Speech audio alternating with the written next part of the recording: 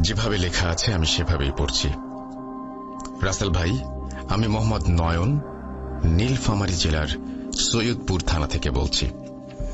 ঘটনাটি আমি আমার বন্ধুর দাদার কাছ থেকে শুনেছি। ঘটনাটি ঢাকার কোনো এক এলাকার। আমার বন্ধুর দাদার ছদ্মনাম দিলাম খালেদ সাহেব। ওনার পাশের ফ্ল্যাটের এক দম্পতির সাথে ঘটনাটি ঘটে। তাদের ছদ্মনাম দিলাম রনি ও রিয়া। ঘটনাটি আমি আমার মতো করে লিখছি, যদি ভালো লাগে তাহলে পড়ে শোনাবেন, এই অনুরোধ রইল। ঘটনায় চলে যাই।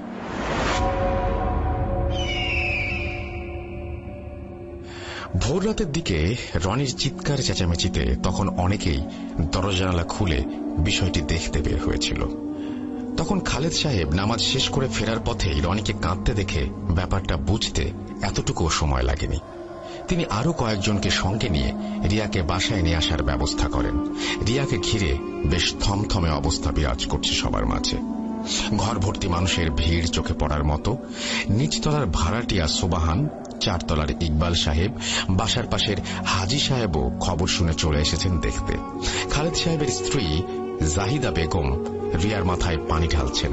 কিছুক্ষণ আগেই তার জ্ঞান ফিরে এসেছে, তবে কথা বলতে পারছেন না। জাহিদা বেগম বারবার কিছু জিজ্ঞেস করেও কাজ হয়নি। অবস্থা বেশি সুবিধার নয়, তা একবার ইশারায় বুঝিয়ে দিলেন পাশে থাকা খালেদ সাহেবকে।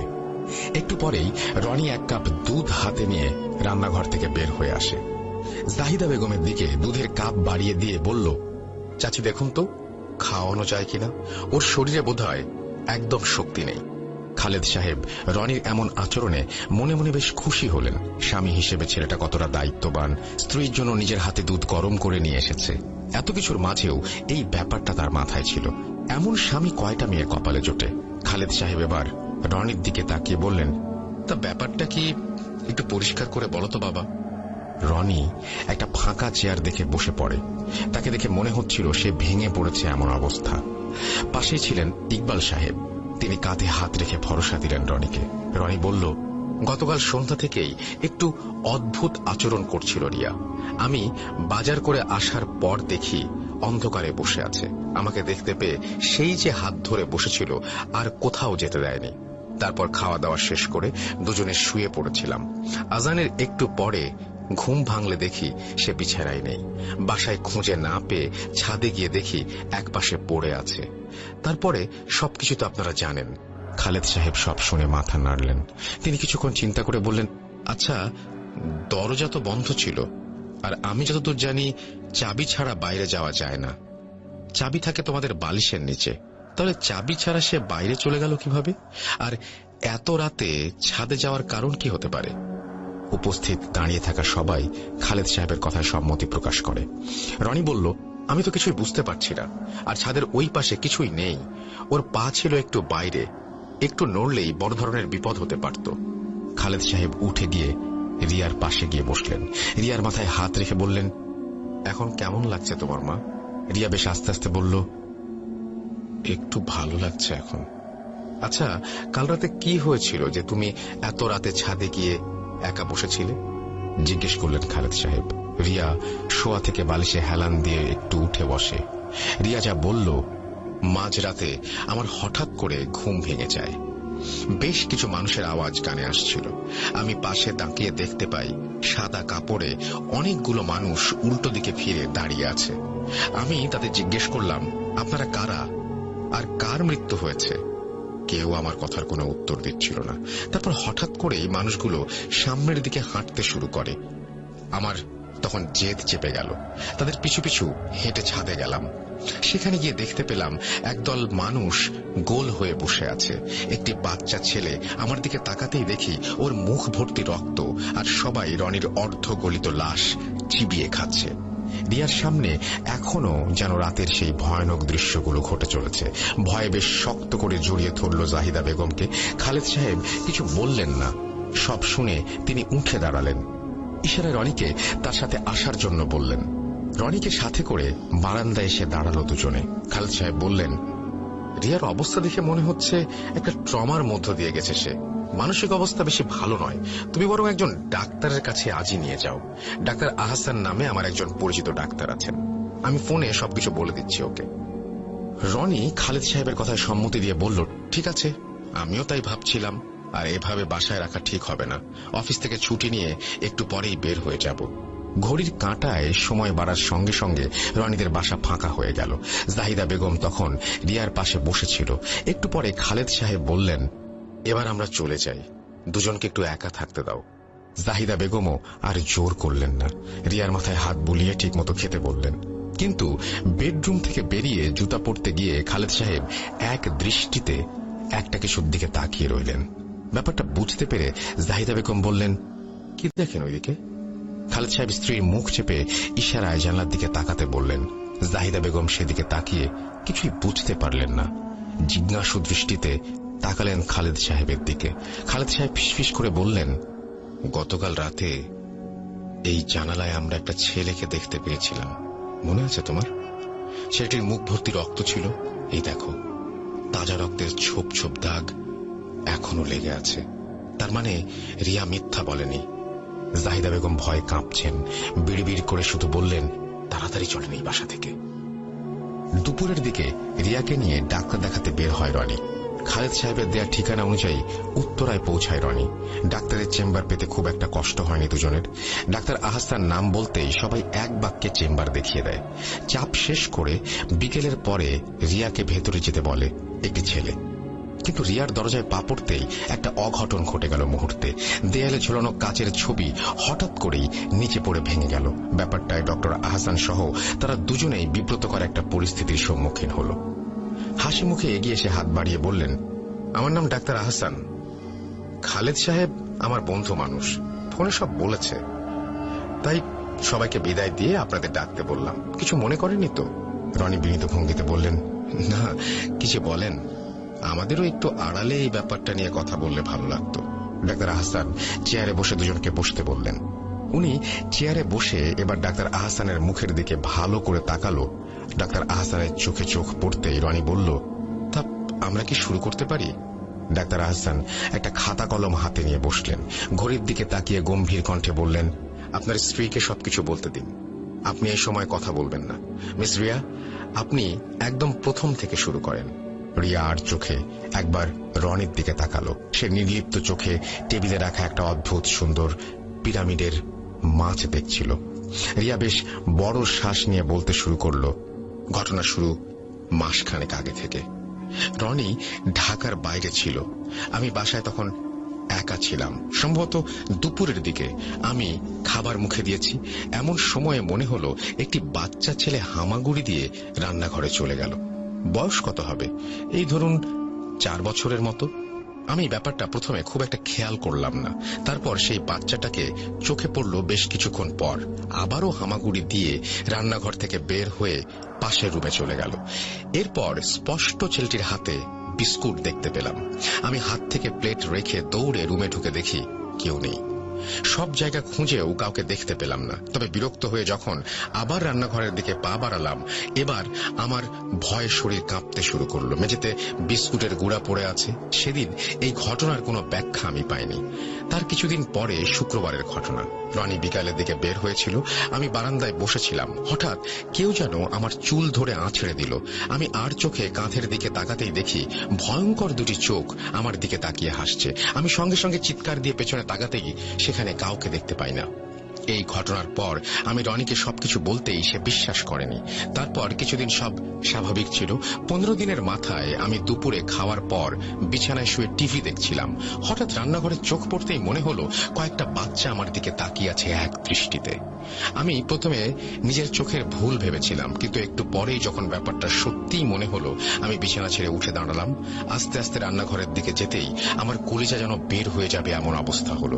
পুরো শরীর রক্তে মাখা একটা বাচ্চা আমার সামনে দাঁড়িয়ে খিলখিল করে হেসে যাচ্ছে, বলছে, আয় আমাদের সাথে। তারপর আমার আর কিছু মনে নেই। জ্ঞান ফিরতেই নিজেকে বিছানায় দেখতে পেলাম। তারপরের ঘটনাগুলো তো আপনি জানেন। ডাক্তার আহসানের চেহারায় কোনো পরিবর্তন দেখা গেল না। তিনি বললেন, আপনি কি সবসময় একই চেহারার অবয়ব দেখেন, নাকি কিছুটা ভিন্নতা আছে বাচ্চাগুলোর মাঝে? রিয়ার বলল, না, সবসময় এক নয়। কখনো খুব বেশি ভয়ঙ্কর, আবার কখনো কেমন যেন ফ্যাকাশে বাচ্চাগুলো। এখন দিন দিন বাচ্চাগুলো যেন বেশ বড় আর ভয়ঙ্কর হয়ে উঠছে। ডাক্তার আহসান খাতায় কিছু লিখলেন। তারপর সামনে থাকা একটা যন্ত্র সামনের দিকে এগিয়ে বললেন, এর নাম টেম্পারেচার মিটার। আপনি আপনার ডান হাত এখানে রাখুন। রিয়া তার ডান হাত টেম্পারেচার মিটার রাখতেই এবার যেন কিছুটা ঘাবড়ে গেলেন ডাক্তার আহসান। টেম্পারেচার অস্বাভাবিক নিচে নেমে গেছে। ওনার কপালে বিন্দু বিন্দু ঘাম জমেছে। একটা জীবিত মানুষের দেহের তাপমাত্রা এত নিচে কিভাবে নামতে পারে? যেন মেয়েটির দেহে প্রাণ নেই। তিনি দ্রুত ব্যাপারটা বুঝতে না দিয়ে টেম্পারেচার মিটার থেকে রিয়াকে হাত সরাতে বললেন। তারপর উনি যেন কিছুটা আন্দাজ করে বললেন, কি হয়েছে ডাক্তার সাহেব, সবকিছু ঠিক আছে তো? ডাক্তার আহসান সঙ্গে সঙ্গে হেসে বললেন, হ্যাঁ হ্যাঁ, একদম ঠিক আছে, চিন্তার কোনো কারণ নেই। তিনি রিয়ার দিকে তাকিয়ে বললেন, আপনি একটু বাইরে অপেক্ষা করুন, আমার রনি সাহেবের সাথে একটু কথা আছে। ডাক্তার আহসান সামনের দিকে কিছুটা ঝুঁকে বললেন, আমার প্রাথমিকভাবে মনে হচ্ছে দীর্ঘ বেশ কয়েক বছর যাবৎ একটা বাচ্চার শূন্যতায় আপনার স্ত্রীর কল্পনায় কিছু অবয়ব তৈরি করেছে, যাদের সে সবসময় দেখে। তবে সবচেয়ে ভয়ানক ব্যাপার হচ্ছে মাথার এক পাশ বেশ অকেজো হয়ে গেছে, এবং অকেজো হয়ে যাওয়ায় অবয়বগুলো যেভাবে লেখা আছে আমি সেভাবেই পড়ছি। আসসালামু আলাইকুম রাসেল ভাই ও প্রিয় লিসেনার্স, আশা করি সবাই ভালো আছেন। আলহামদুলিল্লাহ, আমিও ভালো আছি আপনাদের দোয়ায়। আমি মোহাম্মদ সাবিত আলম, লিখছি ময়মনসিংহ বিভাগ থেকে। আমি বর্তমানে ভূত.কমের একজন মডারেটর হিসেবে কাজ করছি। আমি আজ আপনাদের মাঝে ফিরে এসেছি নতুন একটি ঘটনা নিয়ে। ঘটনাটি আমি শুনেছি আমার পরিচিত এক বড় আপুর কাছ থেকে। আপুর নাম দোলা। ঘটনাটি দোলা আপুর বাবার সাথে ঘটে যাওয়া একটি ঘটনা, যা ঘটেছিল 80-র দশকে। দোলা আপু আর আপুর হাজবেন্ডের সাথে আমার খুব ভালো একটি সম্পর্ক থাকার ফলে আপু ওনাদের ম্যারেজ অ্যানিভার্সারির দিন আমাকে একটি স্বনামধন্য রেস্টুরেন্টে ডিনারের জন্য ইনভাইট করেন। আমিও খুশি হয়ে ইনভাইটেশন গ্রহণ করি এবং অ্যানিভার্সারির দিন সন্ধ্যাবেলায় চলে যাই রেস্টুরেন্টে। প্রচুর গেস্ট এসেছিল সেদিন রেস্টুরেন্টে। আপু আর ভাইয়ার সাথে সবাই কথা বলায় ব্যস্ত। এমন সময় আপু আমার পাশের সোফায় এসে বসলেন। বলে রাখা ভালো যে আমার জীবনের ঘটনাগুলোর সাথে আপু পরিচিত ছিলেন, আর ওনারও ভৌতিক বিষয়ে ভালোই আগ্রহ ছিল। সোফায় কিছুক্ষণ চুপ করে বসে থেকে এক পর্যায়ে আপু আমার দিকে ফিরে তাকালেন আর আমাকে বললেন, শোন, মানুষ কি আগাম ভবিষ্যতের বার্তা পায়? আমার কথার মানে হচ্ছে যে নিকটবর্তী ভবিষ্যতের কোনো বার্তা। আমি দোলা আপুর প্রশ্ন শুনে ওনাকে জিজ্ঞেস করলাম, কি হয়েছে? কি হয়েছে সেটা যদি নাই বলো তাহলে কিভাবে বলবো বলো? আপু বললেন, এই যেমন আমাদের অ্যানিভার্সারি, যদিও আমার প্রথম ম্যারেজ অ্যানিভার্সারি, তাও মনে হচ্ছে যে আজ আমি যা যা করছি সেগুলো আগেও করেছি। এর মানে কি? এমন কেন মনে হচ্ছে? আমি আপুকে বললাম, আরে এটা আসলে সবার সাথেই হয়, নিয়ার ফিউচার প্রেডিকশন। ব্রেইন আমাদের পারিপার্শ্বিকতা ক্যালকুলেট করে আমাদের একটি ধারণা দেয় যে কাছাকাছি সময় কি হতে পারে। যেমন মাঝে মাঝে রাতে ঘুমাবার আগে লাইট অফ করতে গেলে মনে হয়, আরে কি ব্যাপার, এটা একটু আগে গতকালকেও করেছিলাম। কি লিসেনার্স, আপনাদের সাথেও কি এমন হয়? হলে আমাদের জানাতে ভুলবেন না। ঘটনায় ফিরছি। আমার কথা শুনে আপু বললেন, সুন্দর বৈজ্ঞানিক ব্যাখ্যা দিল, কিন্তু আমার আব্বুর মতো তুইও একটা প্রমাণ যে এমন কিছু ঘটনাও ঘটে যা আসলে বিয়ন্ড সায়েন্স। আমি আপুকে জিজ্ঞেস করলাম, তোমার আব্বু? কি বলছো? কোনো কাহিনী আছে, বলো আমাকে। আপু মুচকে হেসে উত্তর দিলেন, ফাংশনের মাঝে ভূতের কাহিনী শুনবি? ভাত দে, কালকে বিকেলে পার্কে আসিস, তোর ভাইয়ার সাথে আমি পার্কে গিয়ে বলবো। আমি যথারীতি রাজি হয়ে গেলাম, আর পরের দিন টিউশনিটা অফ রেখে বিকেলবেলা আপু আর ভাইয়াকে ফোন করে চলে গেলাম পার্কে। পার্কের একটি ফুচকার দোকানে বসে আমরা তিনজন ফুচকা খেলাম, আর পাশে থাকা একটা সিমেন্টের তৈরি টাইলস করা বেঞ্চে বসে আমি আপুকে বললাম, আপু শুরু করো।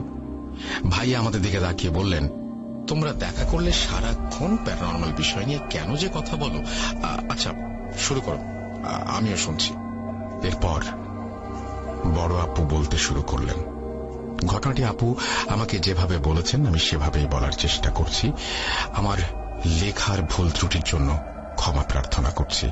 বলছেন দোলা আপু।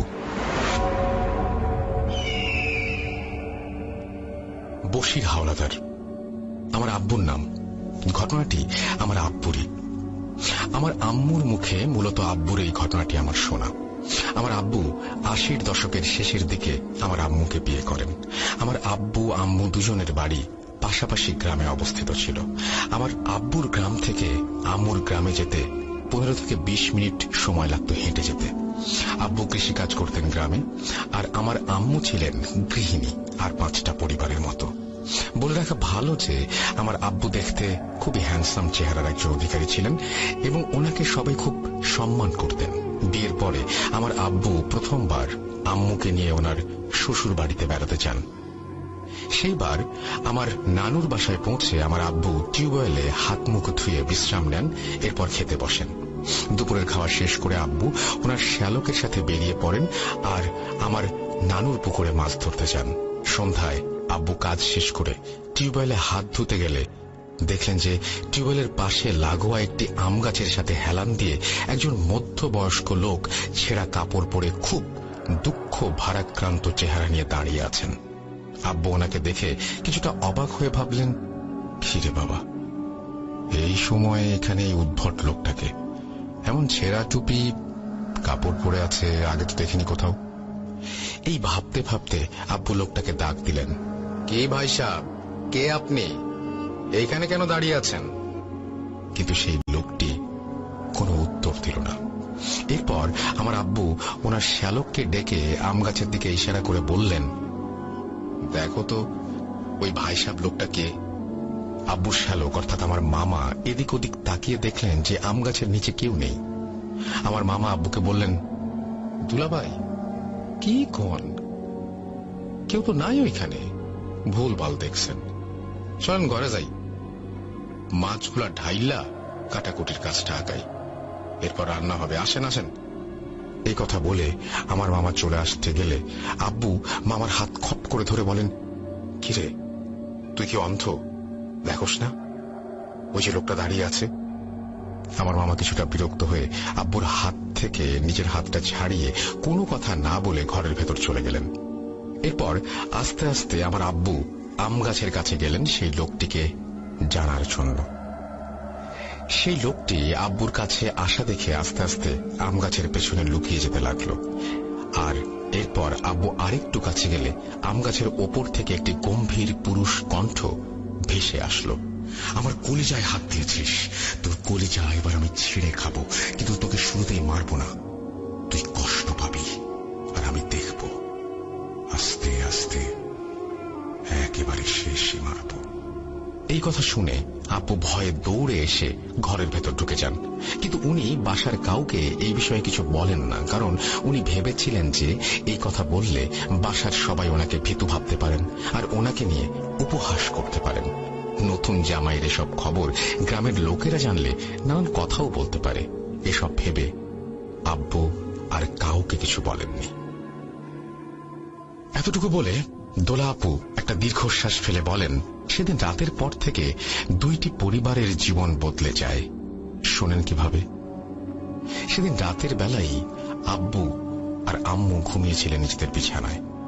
এমন সময় আব্বু ওনাদের ঘরে কারো হাঁটা চলার শব্দ শুনতে পান, আর কে রুমে হাঁটছে দেখবেন বলে হ্যারিকেনের আলোতে উনি বিছানা থেকে উঠতে যান। যেই উনি বিছানা থেকে উঠতে যাবেন তখনই ওনার গলায় হাত দিয়ে কেউ ওনাকে বিছানায় শুইয়ে দেয় আর ওনার গলা টিপে ধরে ওনার শ্বাস রোধ করতে থাকে। উনি ওনার মুখের ওপর কারো নিঃশ্বাস অনুভব করতে থাকেন। একই সময় উনি সেই মানুষের হাত ধরে বুঝতে পারেন এটা আমার আম্মুর হাত।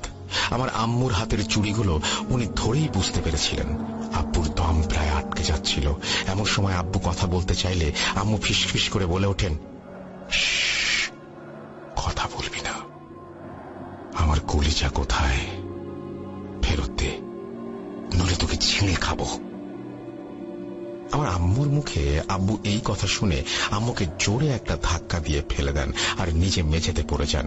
অনেকক্ষণ গলা টিপে রাখার ফলে আব্বুর শরীর অনেকটা আড়ষ্ট হয়ে গিয়েছিল।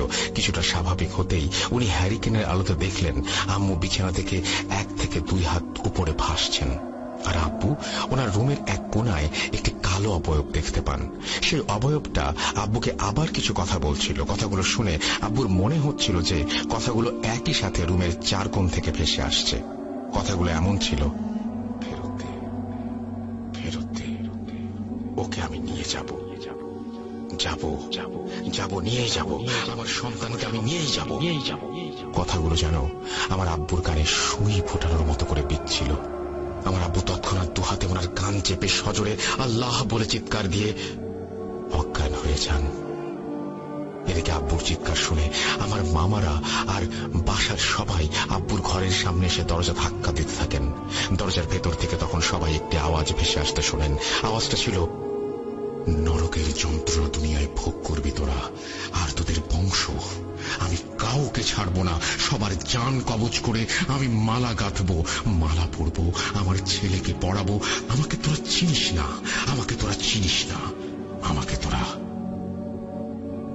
চিনিস না। এসব কথা শুনে আমার মামারা মিলে দরজা ভেঙে ফেলেন আর হ্যারিকেন বাতি নিয়ে ভেতরে ঢুকে যা দেখেন তাতে সবার হুঁশ উড়ে গিয়েছিল। ওনারা দেখলেন আমার আব্বু আর আম্মুকে কোনো এক অবয়ব দুই হাতে ওনাদের গলায় ধরে মেঝে থেকে কিছুটা উপরে তুলে ধরে রেখেছে। এই দেখে আমার ছোট মামা দৌড়ে গিয়ে আমার আব্বু আম্মুকে ছাড়াবার চেষ্টা করলে সেই অবয়ব আমার আম্মু আব্বুকে ছেড়ে দিয়ে হাওয়ায় মিলিয়ে যায়, আর আমার আম্মু আব্বু সহ আমার মামা মেঝেতে পড়ে যান।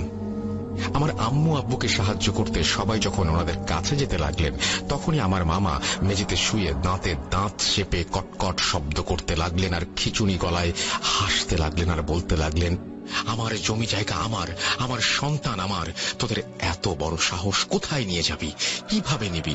আমি আছি রাস্তায়, আমাকে দেখ, আমাকে দেখ, দেখ আমাকে, আমার চেহারা দেখে তোরা কি পারবি বেঁচে থাকতে? মামার এমন অদ্ভুত আচরণের ফলে সবাই কয়েক কদম পিছিয়ে যান। এদিকে সবার চিৎকার আর শোরগোলের ফলে গ্রামের আরো কয়েকটি পরিবার সাহায্য করার জন্য চলে আসে। ওনারা সবাই এসে দেখেন আমার ছোট মামা আমার আব্বুর বুকের ওপরে বসে আব্বুর বুকে হাত দিয়ে চেপে ধরে আছে আর হাসছে। যুবক বয়সী লোকেরা আমার আরো দুই মামার সাথে মিলে আমার ছোট মামাকে ধরে উঠিয়ে নিয়ে আসেন। এরপর আমার আব্বু আম্মু জ্ঞান ফেরানো হলে আমার আব্বু ওনাদের রাতের সব ঘটনা খুলে বলেন। আমার আব্বু আম্মুকে জিজ্ঞেস করলেন যে উনি কিভাবে শূন্যে ভেসেছিলেন আর কি হয়েছিল ওনার।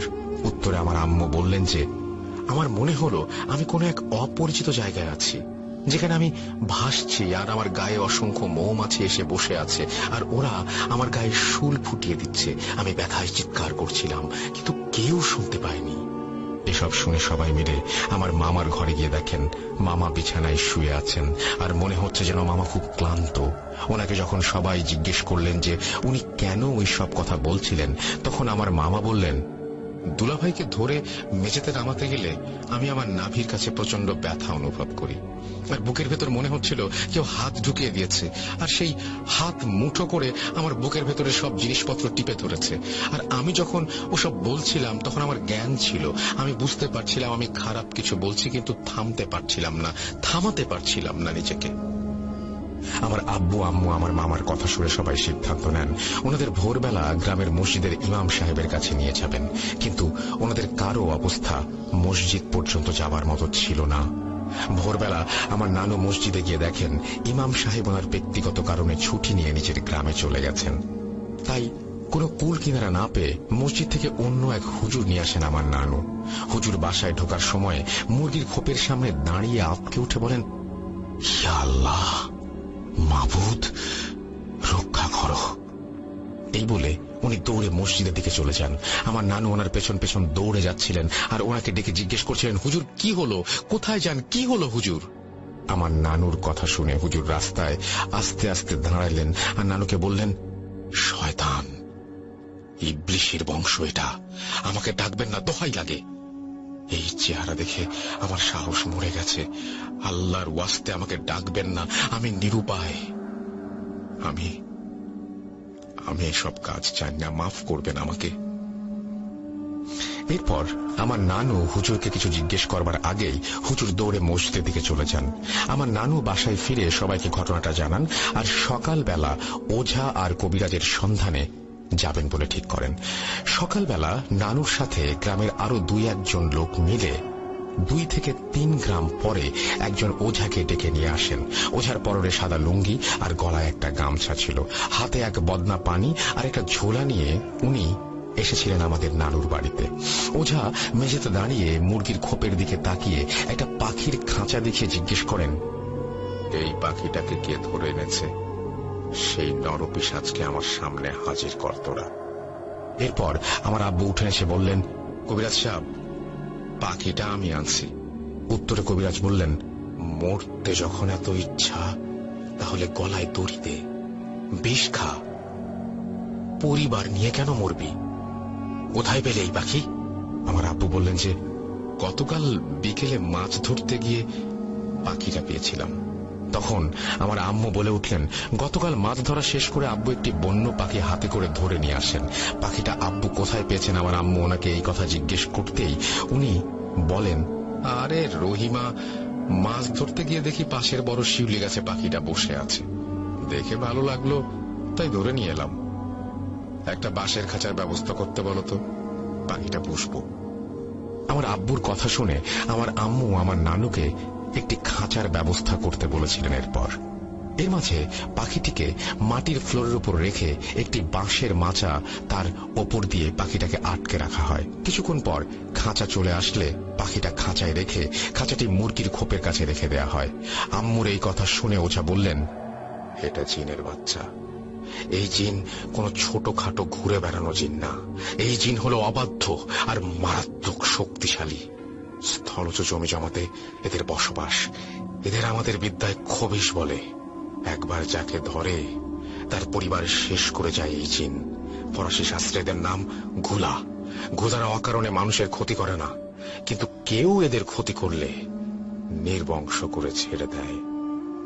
আমি আমার জীবনে ঘুলার মুখোমুখি হই নাই, দেখি কি করতে পারি। এরপর ওঝা নানুদের কিছু জিনিস জোগাড় করতে বলেন। জিনিসগুলো ছিল লেবু, তারকাটা, আজকের জবাই করা গরুর রক্ত লাগানো সাদা কাপড়, আমার আব্বুর চুল, আব্বুর গতকালের পরনের লুঙ্গি, একটি সদ্য পেরে আনা ডাব আর গ্রামের কবরস্থানের পুরনো মাটি। সবকিছু জোগাড় করতে করতে সন্ধ্যার মতো হয়ে গেলে ওঝা সবকিছু সাজিয়ে নিয়ে বসলেন। উনি একটি বৃত্ত এঁকে সেই বৃত্তের ভেতর পাখির খাঁচা সহ রাখলেন, আর এরপর একটি বড় বৃত্ত এঁকে নিজে সেটার এক পাশে বসে অপর পাশে আব্বুকে বসিয়ে ধূপবাতি জ্বালিয়ে ধোয়া তৈরি করলেন আর কয়েকটা মোমবাতি জ্বালিয়ে চারপাশে রাখলেন। এরপর উনি কিছুক্ষণ মন্ত্র পড়ে খাঁচা থেকে পাখিটাকে বের করে নিজের ঝুলিতে থাকা একটা ছুরি বের করলেন, কিছু পড়লেন আর ছুরিটায় ফুঁ দিলেন। এরপর উনি ছুরিটাকে সাদা কাপড়ে লাগানো গরুর রক্তের ওপর রাখলেন। নানুরানা ডাবটার মাথা কেটে মন্ত্র পড়ে উনি ডাবটা এক পাশে রাখলেন। এরপর আব্বুর গতকালের পোড়ানো লুঙ্গির এক পাশ কেটে একটা লেবুর সাথে সেটা 7টা পিন বা তারকাটা দিয়ে আটকে দেন। এরপর কিছু মন্ত্র পড়ে পাশে রাখা ছুরিটা তুলে নেন আর খাঁচা থেকে পাখিটাকে বের করে সেই ছুরি দিয়ে জবাই করে ফেলেন আর পাখির গলা থেকে কিছুটা রক্ত সেই ডাবের পানির সাথে মিশিয়ে দেন। পাখিটাকে জবাই করার সাথে সাথে অনেক দূর থেকে একটা আর্তচিৎকার ভেসে আসে সবার কানে। কেউ যেন খুব কষ্ট নিয়ে কাঁদছিল। এই কান্না শুনে সবার এতই কষ্ট হচ্ছিল যে কেউ কেউ ওই কান্না শুনে নিজেরাই কাঁদছিল যেই জায়গায়, সেই জায়গায় উপস্থিত থেকেই। আস্তে আস্তে আশেপাশের গাছপালার উপর ঝড় বয়ে যেতে লাগলো আর সবাই কান্না জড়ানো গলায় শুনতে পায়, আমার ছেলে, আমার কলিজার টুকরা, ওকে মারলি তোরা, তোদের আমি ছাড়বো না, কসম লাগে, একটার জান আমি নিজ হাতে নেব, নিজ হাতে আমি নেবই। আস্তে আস্তে ঝড় থামতে লাগলো। এরপর ওঝা মুচকি হেসে ধূপবাতির ওপর কবরে পোড়ানো মাটি ছিটিয়ে দেন আর ঝুড়ি থেকে একটি কাপড়ের পুতুল বের করে সেই পুতুলের মাথায় পাখির রক্ত মিশ্রিত ডাবের পানি লাগিয়ে দেন। লেবু থেকে পিন খুলে আব্বুর লুঙ্গির টুকরা সহ সেই পিনগুলি সেই পুতুলের গায়ে ঢুকিয়ে দেন। এরপর কবিরাজ ধূপবাতির ওপর কিছু ডাবের পানি ফেলে আগুন নিভিয়ে কালো ছাই আর নানু, 3 মামা, আমার আব্বু সহ 7 জনের কপালে লাগিয়ে দেন আর বলেন, এই জিনিসকে আমি আমার দাস বানিয়ে নিলাম। ও আর তোদের কাছে আসবে না। আমাকে এখানে ডেকে তোরা কি যে ভালো করেছিস তা তোরা জানিস না। আমার কাজ হয়ে গেছে। টাকা পয়সা, কোনো দান দক্ষিণাও আমার লাগবে না। চলি। এই বলে ওঝা চলে যায়। সেদিন রাত থেকে আর কোনো সমস্যা হয় না আমার আব্বু আম্মুর। কারোরই কোনো সমস্যা এরপর থেকে আর হয়নি। কি ভাবছেন, ঘটনা শেষ? বাকিটা শুনবেন না? ঘটনার মধ্য প্রান্তে আছি আমরা, শুনতে থাকুন। সেদিনের পর প্রায় 5-6 মাস কোনো সমস্যা হয়নি আমাদের পরিবারের সাথে। আব্বু আম্মু কয়েকদিনের মাঝেই দাদু বাড়ি ফিরে আসেন। বাসায় ফিরে আমার নানু বাড়িতে ঘটে যাওয়া ঘটনাগুলো দাদু বাড়িতে জানানো হয়নি। কিছুদিনের মাঝে খবর আসে আমি আম্মুর গর্ভে এসেছি। বাসার সবাই খুশি, কিন্তু এই খুশির ওপর এমন একটা ভাটা পড়তে যাচ্ছিল যা আমাদের পরিবারের জীবন বদলে দিতে যাচ্ছিল।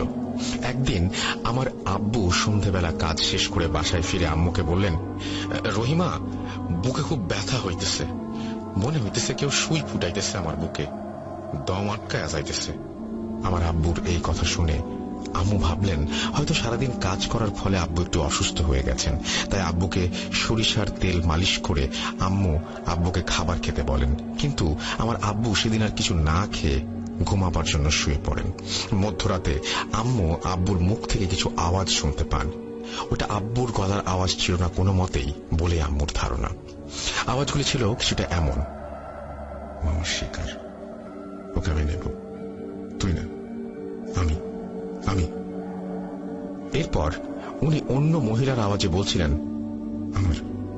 আপনার প্রতিশোধ আমি নিয়ে নেব, ও আমার। এরপর আমার আব্বু বলছিলেন, তোর এত বড় সাহস, আমার গ্রাস নিতে চাস? এই বলে আব্বু নাকি এক ঝটকায় বিছানা থেকে উঠে পাশে থাকা হ্যারিকেন বাতির কাঁচ দেয়ালে বাড়ি দিয়ে ভাঙলেন, আর হ্যারিকেনের ভেতর থেকে কেরোসিনের তেল নিজের পায়ের ওপর ফেলে হ্যারিকেনের সলতের আগুন নিজের পায়ে লাগিয়ে দেন। এরপর আব্বু হাসতে হাসতে বলেন, দেখ দেখ দেখ, আমার শিকার, তোর সাধ্য নেই আমার শিকার কেড়ে নেয়ার। এসব দেখে আমার আম্মু চিৎকার করতে থাকেন আর দৌড়ে দরজা খুলে বাড়ির সবাইকে ডেকে আনেন আর পানি এনে দ্রুত আব্বুর পায়ে ঢেলে আগুন নিভিয়ে দেন। এরপর আব্বু মেঝেতে পড়ে যান আর তীব্র ব্যথায় চিৎকার করতে থাকেন। কখনো নিজের হাত, কখনো নিজের পা, কখনো নিজের মাথায় হাত দিতে থাকেন। মনে হচ্ছিল যেন উনি ওনার হাত, পা আর মাথায় খুব ব্যথা অনুভব করছিলেন। এর কিছুক্ষণ পর আব্বু অজ্ঞান হয়ে যান। এরপর আব্বুর পায়ে হলুদ লাগিয়ে আব্বুকে বিছানায় তুলে অনেক চেষ্টা করে ওনার জ্ঞান ফেরানো হয়। জ্ঞান ফিরতে আব্বু বলেন, ও ফিরে এসেছে, আমাকে নিয়ে যাবে, ওনাদের নিয়ে যাবে, কেউ বাঁচবে না, কেউ না। আব্বুর মুখে সব কথা শুনে আব্বুকে জিজ্ঞাসা করা হলো কি হয়েছে। আব্বু কিছু বলে না। এরপর আমার আম্মু কাঁদতে কাঁদতে সবাইকে নানু বাড়ির ঘটনা খুলে বলেন। ঘটনা শুনে আমার দাদু বাড়ির সবার চোখ কপালে উঠে গিয়েছিল। পরের দিন সকালে আমার দাদু আমার চাচাকে নিয়ে নানু বাড়ি যান আর সব ঘটনা জানেন। এরপর আমার নানু বাড়ির মাধ্যমে আবার সেই ওঝার খোঁজে যান সবাই। আবার 2-3 গ্রাম পাড়ি দিয়ে সেই ওঝার কাছে গেলে ওঝাকে আর খুঁজে পাওয়া যায় না। আশেপাশের মানুষকে জিজ্ঞাসা করলে ওনারা বলেন যে প্রায় 5-6 মাস আগে একদিন সন্ধ্যায় ওঝার ঘর থেকে ওঝার চিৎকার শুনতে পাওয়া যায়, কিন্তু যেহেতু সে একজন ওঝা তাই ভয়ে কেউ তার বাড়িতে যাননি। পরের দিন ওঝার বাড়ির সামনে গেলে দেখা যায় ওঝার লাশ তার বাড়ির উঠোনের সামনে পড়ে আছে। ওঝার গলাটা ছিল কাটা, অর্থাৎ তাকে জবাই করে মারা হয়েছে। এসব শুনে আমার নানু আর দাদুরা চিন্তায় পড়ে যান। ওনারা ভাবতে থাকেন, আল্লাহ, এই কোন সমস্যায় ফেললেন আমাদের, কি করব আমরা এখন? ভাবতে ভাবতে আমার নানু আমার দাদুকে বললেন, বিআই সাহেব, চলেন মসজিদের ইমাম সাহেবের কাছে যাই, উনি কিছু করতে পারেন। এরপর সবাই মিলে পরের দিন ইমাম সাহেবের কাছে যাবেন বলে ঠিক করেন। সেদিন রাতের বেলা আমার দাদু বাড়িতে আব্বুর সাথে আবার কিছু ঘটনা ঘটে। আব্বুর ঘরে সেদিন আমার দাদি আর আমার আম্মু ছিলেন আব্বুর খেয়াল রাখার জন্য। আমার আম্মু আব্বুর পায়ে বাতাস করে দিচ্ছিলেন আর দাদি পাশে বসেছিলেন। রাত বাড়তেই আব্বু হঠাৎ হাসতে শুরু করলেন আর উঠে আম্মুর কানের কাছে কিছু একটা বললেন, যা, ওকে পরে নেব, আগে বাকিদের নেই, তারপর ওই শয়তানের কাছ থেকে নিয়ে যাব, আমাকে দেয়া কাজ আমি করবই, 2-3 মাস আছে আর দিন গুনতে থাক। এই কথা বলে আমার আব্বু আমার আম্মুর গালে জোরে একটা চর বসিয়ে দেন। এত জোরে চর মেরেছিলেন আমার আব্বু যে আমার আম্মু ছিটকে বিছানা থেকে নিচে পড়ে যান।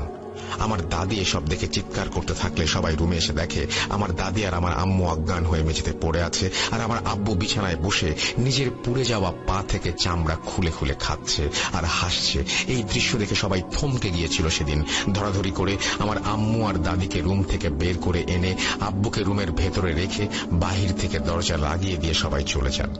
আম্মু আর দাদি জ্ঞান ফিরলে ওনারা সবাইকে বলেন যে একটু আগে কি ঘটেছিল। আম্মু আর দাদির কথা শুনে সবাই ঘাবড়ে যান, সিদ্ধান্ত নেন আম্মুকে আর আব্বুর সাথে রাখবেন না, কারণ আম্মুর প্রেগন্যান্সিতে আব্বুর সাথে রাখাটা এখন বিপজ্জনক। এরপর সবাই আব্বুর রুমে গিয়ে দেখেন যে আব্বু ঘুমাচ্ছেন। পরদিন সন্ধ্যাবেলা আমার দাদু আর নানু কাঁদতে কাঁদতে মসজিদের হুজুর আর হুজুরের এক বন্ধুকে নিয়ে আমাদের গ্রামে ফেরত আসেন। ওনাদের কান্নার কারণ জানতে চাইলে আমার নানু আমাদের বলেন, গতকাল রাতের বেলা আমরা সবাই ঘুমাচ্ছিলাম, তখন আমার ছোট ছেলের রুম থেকে অমানবিক চিৎকার ভেসে আসে। সবাই ভয়ে ভয়ে ঘুম থেকে ওঠার পর ওর ঘরের সামনে গিয়ে ওকে আওয়াজ দেই, কিন্তু ভেতর থেকে এমন আওয়াজ পাই যে কেউ মনে হয় মরে যাচ্ছে। পরে দরজা ভেঙে ঢুকে দেখি আমার ছেলেকেও জবাই করে মাটিতে ফেলে রেখেছে। আরো কষ্ট পেয়ে মরেছিল তখন। আমি এখন কি করব? কি হবে আমাদের? গ্রামের মানুষের এই লাশ কি দেখানো যাবে? এই জন্য কি সবাই মিলে তাড়াতাড়ি করে আমার ছেলেকে কবরে নামিয়ে আসলাম? পরিবারের ওপরে কি বিপদ শুরু হয়েছে আল্লাহ জানে। এই কথা শুনে আমার আম্মু চিৎকার করে কাঁদতে থাকেন, আর আমার মামার নাম ধরে চিৎকার করতে করতে বারবার জ্ঞান হারাচ্ছিলেন। কিন্তু এরপরও আমার নানু আর দাদুর কঠোরভাবে ওনাদের কাজ চালিয়ে যান দুইটি পরিবারকে বাঁচাতে। রাতের বেলা হুজুরদের ঘরে বসে আমার আব্বুর মাছ ধরতে যাওয়ার ঘটনা থেকে শুরু করে ওঝার আর গত 2 দিনের সব ঘটনা খুলে বলেন। এরপর হুজুর বলেন, দেখেন, আমি এসব বেশি বুঝি না। আমার বন্ধু আসছে, ও কবিরাজি করে অনেক বছর, ওই কিছু করতে পারে। এরপর হুজুরের বন্ধু সব শুনে বলতে লাগলেন, আপনারা না জেনে না বুঝে কাকে দিয়ে চিকিৎসা করালেন? ওই লোক তো কালো জাদুকর, সে তো আপনাদের উপরে কালো জাদু করেছে। ধূপবাতি ছাই যেসব পুরুষ মানুষের কপালে লাগিয়েছে তাদের বলি চায় সে। আর ওই জিন খুব শক্তিশালী ছিল, তাই ওর ছেলেকে ওঝা মেরে ফেলে। আর ছেলেকে মারার ছুরির ভয় দেখিয়ে আর পুতুলে লাগানো ছেলের রক্ত দিয়ে ওঝা ওই জিনকে বশ করতে চেয়েছিল, কিন্তু পারছিল না। এদিকে তার 7টা বলি লাগবে কোনো সাধনা পূর্ণ করতে। তাই যেই 7 জনের মাথায় ছাই লাগানো ছিল তাদের বলির ভার অন্য এক জিনের উপরে দেয় সে। কিন্তু তার বলি শুরু হবার আগেই ছেলে হারানো ওই জিন ওঝাকেই মেরে ফেলে। আর এখন অনেক দেরি হয়ে গেছে। আপনাদের জামাইয়ের ওপরে ছেলে হারানো জিন আর ওই বলির দায়িত্ব দেয়া জিন দুজনের ভর। একজন বলি চায় আর একজন চায় প্রতিশোধ। আমি সবাইকে বাঁচাতে পারবো না। এক জিন তাড়াতে গেলে আর একজন ক্ষতি করবে, কেউ না কেউ ক্ষতি করবেই, এটা একেবারে নিশ্চিত। আমাকে মাফ করেন, আপনারাই বলেন কাকে আমি বাঁচাবো। হুজুরের বন্ধুর কথা শুনে 2 পরিবারের সবাই কোনো কুল কিনারা পাচ্ছিল না। একজনের মৃত্যু হয়েছে ইতোমধ্যে, আরো 6 জনের জীবন এখন মৃত্যু পথে। সেদিন রাতে শোকাবহ 2 পরিবারের কেউ ঘুমোতে পারল না। গভীর রাতে আবার আব্বু হেসে ওঠেন, ঘুমের মাঝখানে বলেন, একটা গেছে, 6টা বাকি, নিয়ে যাব। পরক্ষণে আবার বলে ওঠেন, ওকে আমি নিতে দেব না, তুই ওকে নিতে পারবি না। এই সব বলে আমার আব্বু বিছানায় বসে পড়েন, আর হ্যারিকেনের আলোতে সবাই দেখতে পান যে আমার আব্বুর চোখের 2 মণি বিপরীত দিকে সরে গেছে, অর্থাৎ ডান চোখের মণি ডান কানে।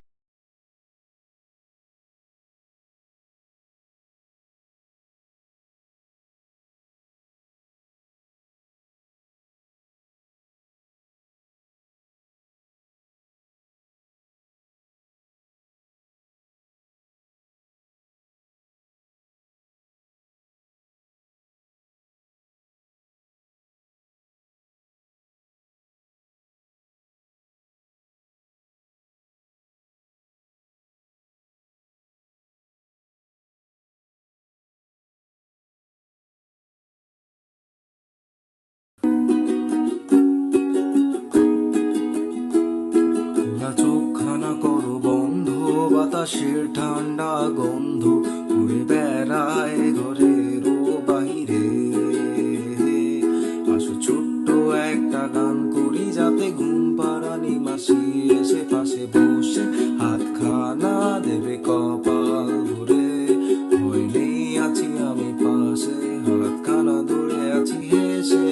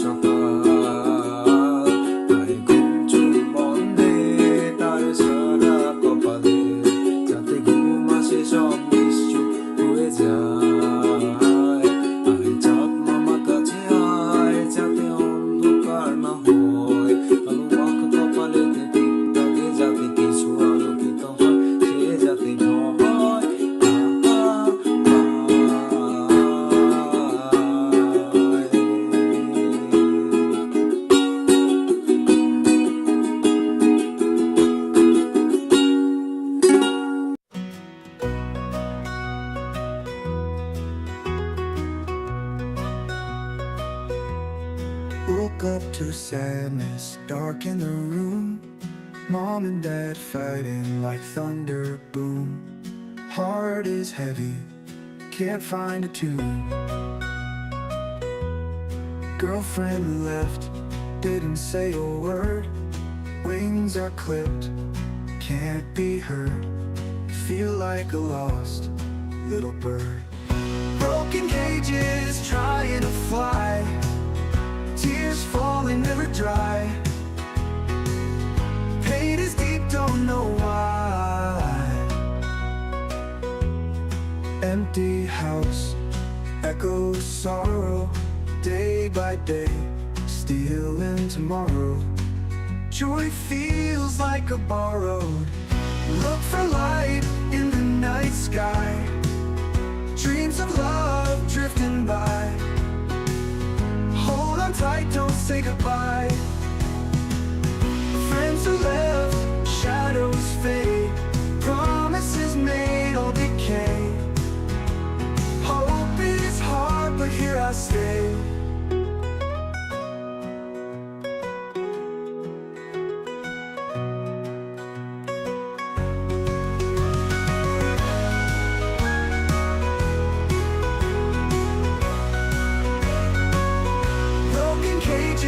Trying to fly.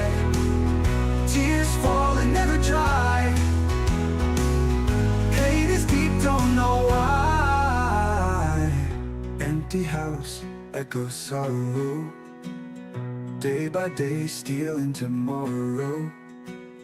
Joy feels like a borrowed. Look for light in the night sky. Dreams of love drifting by. Hold on tight, don't say goodbye.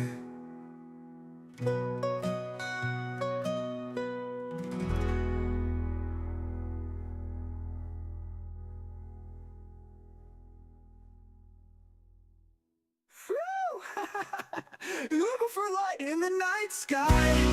Dreams of love drifting by. Hold on tight, don't say goodbye.